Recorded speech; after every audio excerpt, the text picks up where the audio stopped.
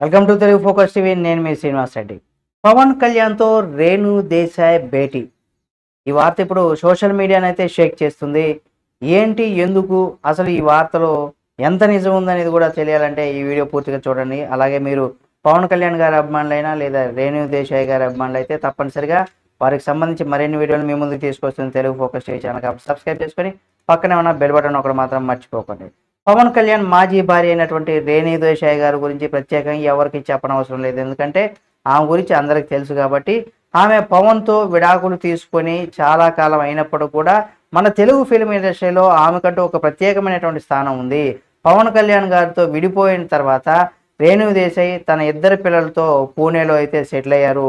ఇండస్ట్రీకి దూరం అయినప్పుడు కూడా సోషల్ మీడియా వేదికగా కూడా తన వ్యక్తిగతమైనటువంటి విషయాలను కూడా ఎప్పుడూ అభిమానులతో పంచుకుంటూనే ఉంటారు ఆమె.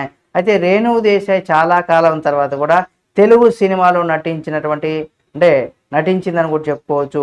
అలాగే రేణు దేశాయ్ ఇటీవల తన సెకండ్ ఇన్నింగ్స్ స్టార్ట్ చేసిందని కూడా చెప్పుకోవచ్చు. ఎందుకంటే సెకండ్ ఇన్నింగ్స్ అంటే హీరోయిన్గా చేసి తర్వాత గ్యాప్ వచ్చేసింది. ఇప్పుడు మళ్ళీ ఈ చిన్న చితక పాత్రలో చేస్తుందని కూడా చెప్పుకోవచ్చు.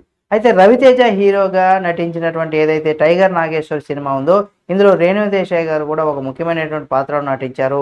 అయితే ఈ సినిమా బాక్స్ ఆఫీస్ వద్ద బోల్తా కొట్టిందని చెప్పుకోవచ్చు. అయితే ఈ మధ్య రెండో పెళ్లికి సంబంధించి ప్రకటించినప్పుడు పవన్ అభిమానులందరూ కూడా విమర్శలు చేశారు.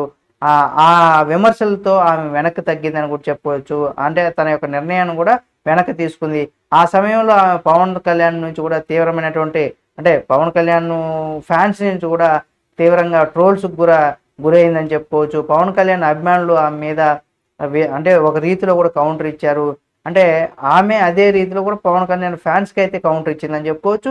అయితే ఇదిలా ఉంటే రేణు దేశాయ్ తన మాజీ భర్త అయినటువంటి పవన్ కళ్యాణ్తో భేటీ కానున్నట్టుగా కూడా ఏదైతే ఉందో అది ఒక వార్త అయితే హల్చల్ చేస్తుంది. అయితే భగవద్గీత ఫౌండేషన్ ఫర్ వేదిక్ సిస్టమ్కు చీఫ్ అడ్వైజర్గా కూడా రేణు దేశాయ్ గారు అయితే కొనసాగుతున్నారు. ఇటువంటి క్రమంలోనే రేణు దేశాయ్ తెలంగాణ అటవీ అలాగే పర్యావరణానికి సంబంధించి కావచ్చు, దేవాదాయ ధర్మాదాయ శాఖ మంత్రిగా ఉన్నటువంటి శ్రీమతి కొండా సురేఖ గారితో కూడా ఆమె భేటీ అయ్యారు. ఈ క్రమంలోనే వచ్చే వారం ఏపీలో ఆనం రామనారాయణ రెడ్డి గారికి అలాగే ఆయనతో కలిసేటువంటి అవకాశం ఉన్నట్టుగా కూడా ఒక సమాచారం. అయితే ఆనంద్తో పాటుగా డిప్యూటీ సీఎం పవన్ కళ్యాణ్ గారిని కూడా ఆమె భేటీ కానున్నారనేసి కూడా ఒక వార్త ఏదైతే ఉందో ఇప్పుడు సోషల్ మీడియా వేదికగా కూడా వైరల్ అవుతుంది. ప్రస్తుతం ఉన్నటువంటి బిజీ లైఫ్లో కూడా పిల్లలకు ఆధ్యాత్మిక అలవాటు ఆధ్యాత్మికంగా చాలా అవసరం అనేసి దీని గురించి వివరించి యూనివర్సిటీ ఏర్పాటు కూడా చేయాలని కూడా మంత్రులతో రేణు దేశాయ్ చర్చించుతున్నారు. అయితే విడాకుల తర్వాత తొలిసారి ఇలా అఫీషియల్గా పవన్తో రేణు దేశాయ్ గారు కలుస్తున్నారనే తెలుసుకున్నటువంటి ఫ్యాన్స్ ఎవరైతే ఉన్నారో వాళ్ళంతా కూడా చాలా ఫుల్ హ్యాపీగా ఖుషీగా ఉన్నారని చెప్పుకోవచ్చు. ఈ వీడియో మీకు నచ్చితే లైక్ చేయండి. ఇక వీరు ఎప్పుడు కలుస్తారు ఏంటి అనేది కూడా దానికోసం ఫ్యాన్స్ అయితే ఎదురు చూస్తూ ఉంటారు. కాబట్టి అప్పటి వరకు అయితే దీనికి సంబంధించి మరిన్ని అప్డేట్స్ ఎప్పటికప్పుడు మీ ముందుకు తీసుకొస్తుంది. కాబట్టి మన Telugu focus TV channel subscribe చేసుకొని పక్కనే ఉన్నటువంటి బెల్ బటన్ ఒకటి మాత్రం మర్చిపోకండి.